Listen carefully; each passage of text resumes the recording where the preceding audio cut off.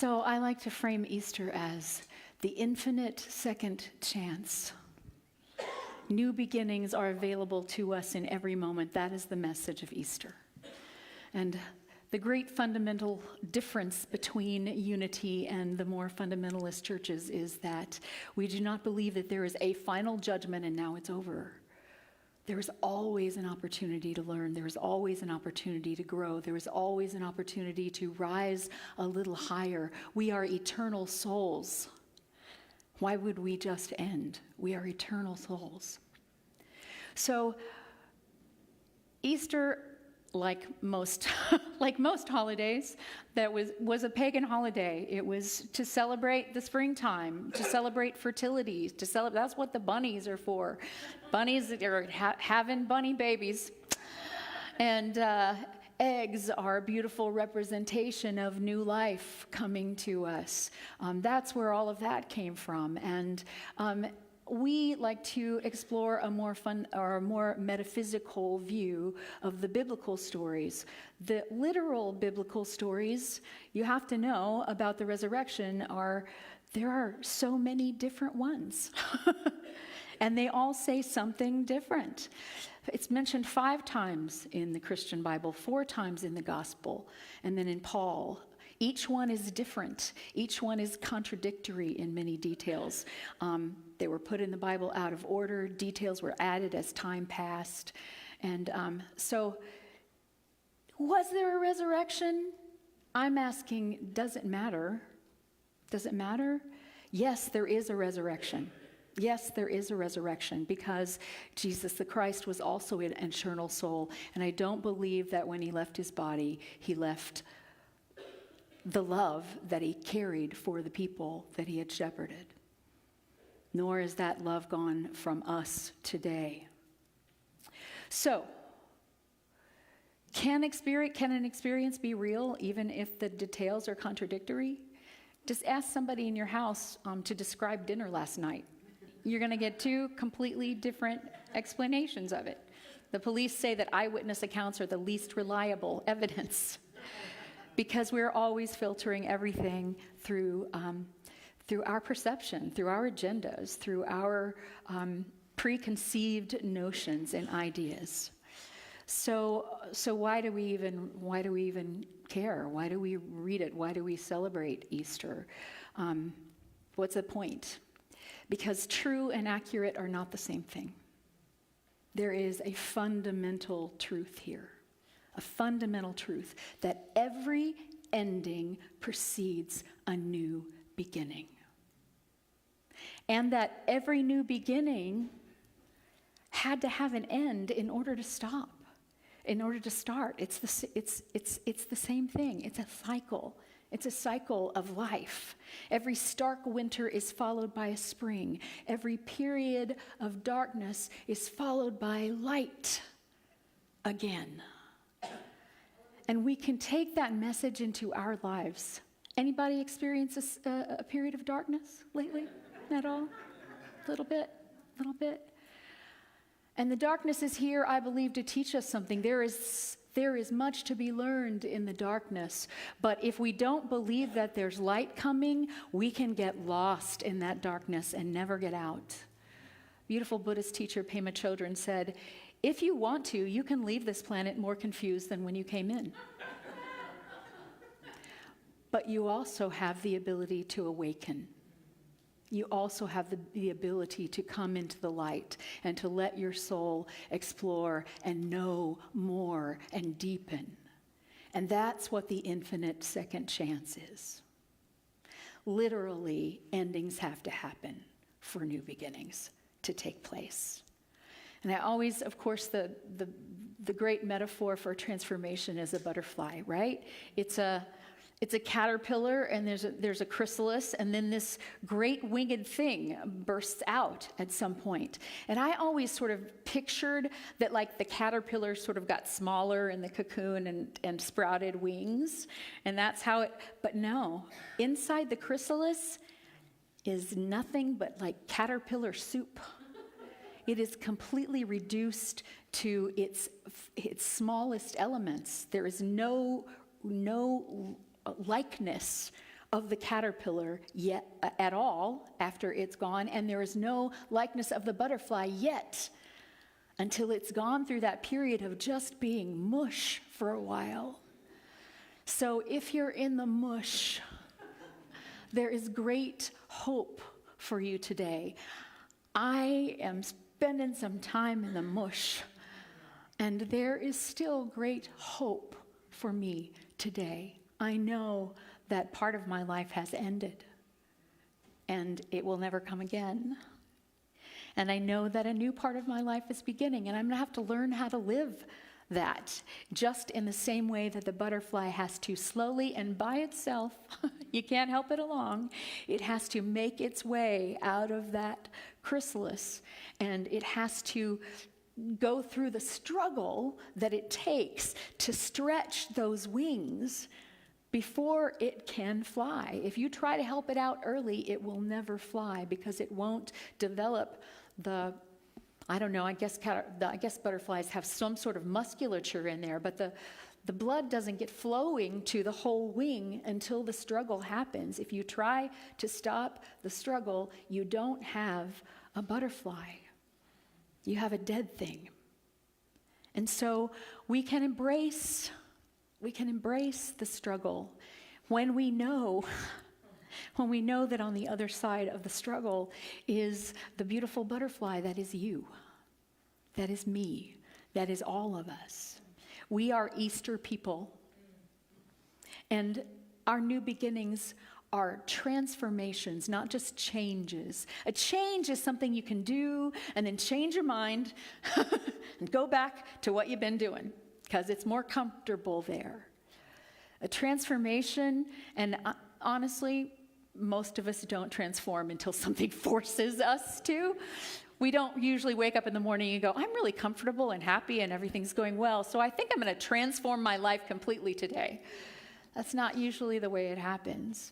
Something forces us. Something makes us think in a new way, and we can't go back to thinking the way we thought before. Something makes us confront something within ourselves that we had ignored. Something brings on this transformation. And it's okay, because only an empty cup can be filled. You can't fill a cup that's already full.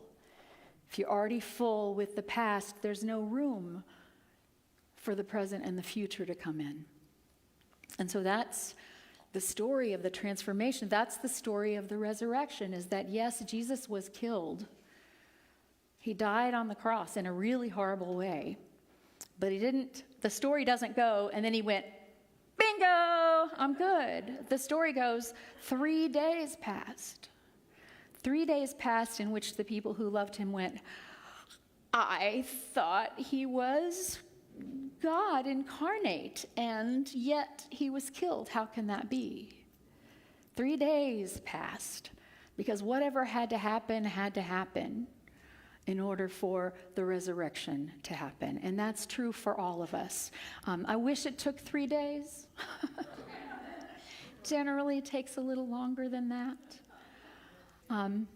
But there is a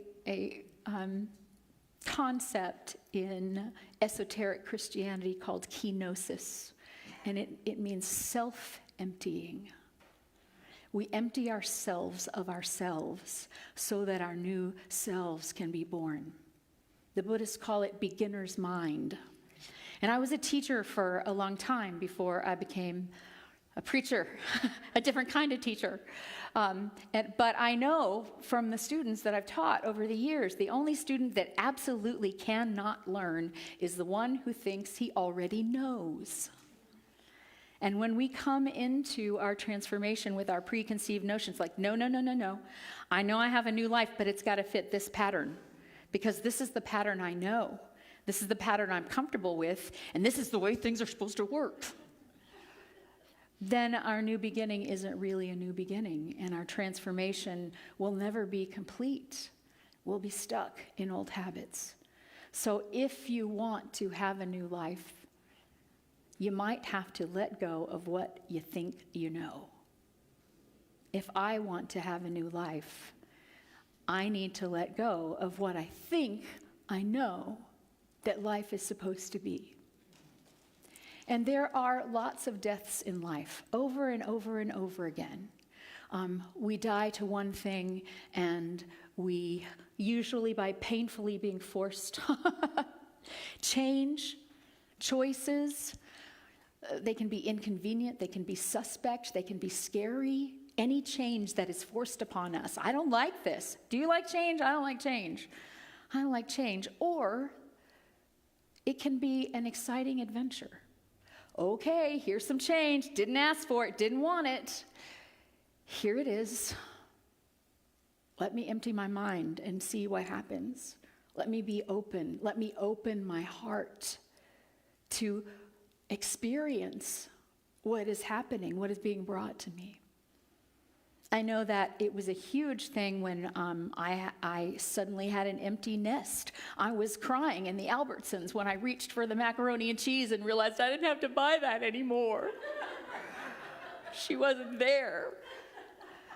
And yet, I love my daughter, but life opened up in a lot of ways after she left home. And that was an adjustment. It had to happen. I missed her. And life happened. The ending of a relationship, whether it is a romantic relationship, whether it is a relationship with a friend, whether it is the loss of a family member, the ending of any kind of relationship creates a void that the universe can fill. But if we don't actually allow the void, if we try to hang on to what was, hang on to people who are clearly, we're no longer serving each other in this life, right? Or hang on to people who are gone, then we're not being served. We are not actually open to what the new life is. I'm going to quote one of my mentors, Reverend Christopher Chenoweth. He has this beautiful, beautiful piece called The Gift of Goodbye. I'm just going to quote one little bit of it. And I love this. If anybody's struggling with a sibling or a parent or a friend or somebody that they thought was in their life and suddenly it's just not working anymore, he says, when people can walk away from you, let them walk. I don't want you to try to talk another person into staying with you, loving you, calling you, caring about you, coming to see you, staying attached to you. I mean, hang up the phone. When people can walk away from you, let them walk. Your destiny is never tied to anyone that left. Your destiny is never tied to anyone that left. And that includes the people that leave you through death. Your destiny, what is next for you, is not tied to that. It's always with you. It's always with you, but your destiny does not lie there. The loss of a job, retirement can be a huge blow. The way we have seen ourselves for many, many years, now we're not engaging in those same activities and we see ourselves differently. We're never glad when we lose someone to death. And yet, I am finding that the life of the person I loved is taking on constantly new meaning in my life today. There is a new relationship, not one hanging on to what was past, but one that is feeding me on a daily basis today. Jesus said, "Let the dead bury the dead." And that seems really, really harsh. But what he's talking about is accept the things that cannot change. Learn to accept the things that cannot change. And then you may find the courage to change the things that you can. But when we're lingering in non-acceptance of the thing that we have no control over, then we are already limiting what can possibly happen next. So when we open ourselves to a new way, we open the tomb. That's the metaphysical meaning of the tomb. The tomb is open. There is a new way. And maybe Jesus the Christ knew that these people who followed him around did not get the message. He tried to tell them over and over and over again, no, stop looking at me. This is about you. You are the love. You have the love. It is your responsibility to give the love. This is about us. The things I've done, don't think it was me being special that made me do them. The things I've done, you can do. And greater things than these will you do. He didn't just say, can you do, but will you do. When you get that it's about you. And so when he died, those disciples were sort of forced to deal with that. And they had the choice, and we have the choice today, whether to still deal with the dead Jesus, which is what most fundamentalists have done, or to actually listen to the message that the man spoke, which is that the Spirit is alive in you now, and it is yours to put it to use. Yours is the sunlight. Yours is the morning. Ours is that. There is always more going on in the invisible world than there is in the visible world. We get really tied to what's happening in the visible world, but there is always more going on. Sometimes I like to just remind myself of that when I'm standing in line at the grocery store or when the news comes on. There is more going on here than I can see with my eyes. There is an invisible world in which things are moving, things are happening, and I happen to believe and hold fast to the belief that in the invisible world we are meant to find out, to remember, to experience the love that we are. We were created in love. Hate does not create. It does not. Love creates. So the fact that you were created means there you are love. But many of us have forgotten. And so what we get to do when we remind ourselves, there is more going on here. Somehow, in all this mess that feels not good and that I don't like, somehow my soul is making its way to love. My soul is helping me remember who I am. We are all alchemists transmuting pain into aliveness and unwanted experiences into awakening. That's a quote by Rashani Rhea. So, I'm going to ask you this morning, can you bring forth the blossoms from that time underground, from that dead winter soil? Because it's in you. It's in you, and you get to do that. Can you spread your butterfly wings? Can you go through the struggle that it takes to be able to spread your wings in a way that makes you be able to use them? Can we take advantage of our second chances and our third chances and our fourth chances and our fifth chances? Because sometimes it takes us a lot of chances to even start to get it. I don't know about you. Me, sometimes it takes me a lot of chances to even start to get it. And then to begin to have the courage to let go of what is past and to embrace what is new. Renewal and rebirth is the message of Easter. This is the season. Right now, the springtime. It's always the season, but this is the season where we celebrate it, right? Bunnies and eggs and resurrections. This is the season to resurrect our dreams, to resurrect our experience of who we are instead of clinging to the person that we were yesterday. And the Buddha was very clear about this. One of the basic concepts of Buddhism is that you are not tied to who you were yesterday. You are not tied to who you were a minute ago. Every present moment is happening, and everyone is brand new.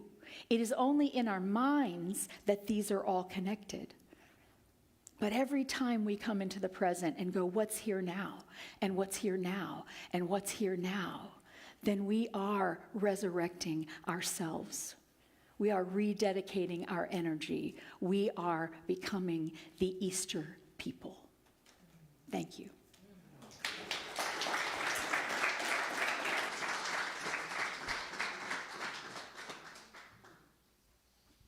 So let's just take a few moments to meditate on that, to let that in maybe a little bit deeper.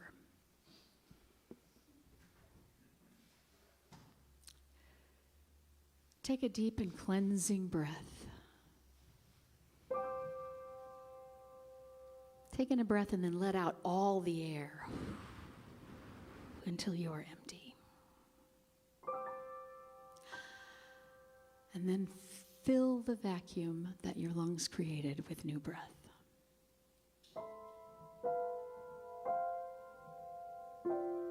When we breathe very shallowly, we're not letting out the old breath and we're breathing in new breath and we hyperventilate. That's what happens. Our bodies know when we trust them to let go of the breath so that a new breath can come in. We are demonstrating resurrection in every moment. In every moment. Breathe that in. Congratulate yourself. I'm resurrected right now. Here I am, resurrected again and again and again and again. And a concept that's in fundamental Christianity, which is a very helpful concept, which really means the same as not being tied to what was past, is that we can be newborn, born again, washed clean in every moment, guiltless, innocent.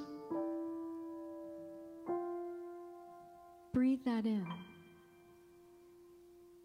See if you can hold the thought for a minute. I am in this moment innocent. I am in this moment guiltless.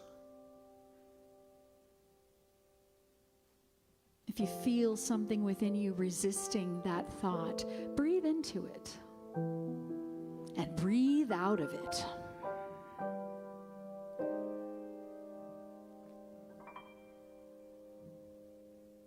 Because here we are with a new breath.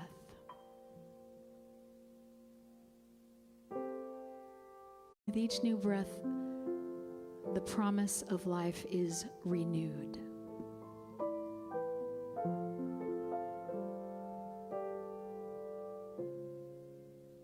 With each letting go of something that no longer serves, or letting go of something that's actually already gone because it's been taken from us.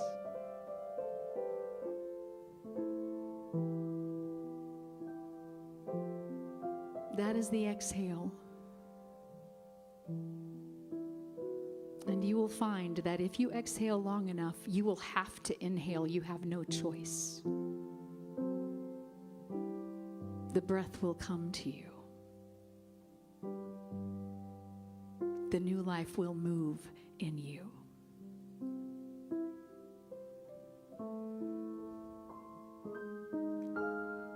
So again, just concentrate on the breaths for a few moments. Breathing in and breathing out in a big letting go. And breathing in again, new life.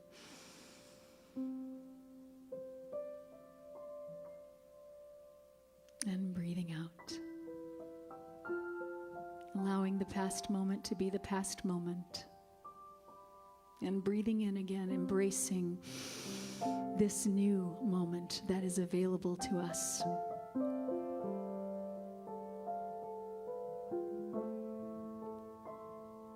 With each exhale, we let go of our outworn ideas of who or what we're supposed to be, or how the world is supposed to be.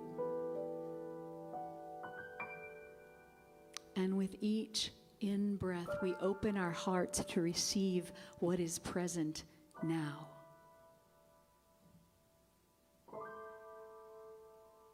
And if you didn't remember, I'm here to tell you that what is present now is eternal, infinite, unconditional love.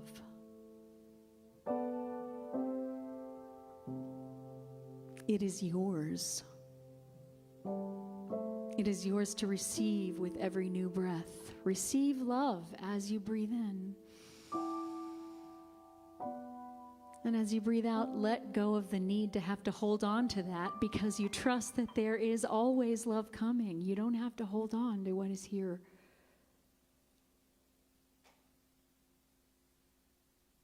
There's an inexhaustible source of that love. And you are, as always, in every moment, in every new moment, connected to that inexhaustible source that we call the divine, or love, or God, or the great mystery. It doesn't matter what you call it. Its nature is love. And that is who you are. Your very nature is love. Allow it to bloom in you now. And so it is. Amen.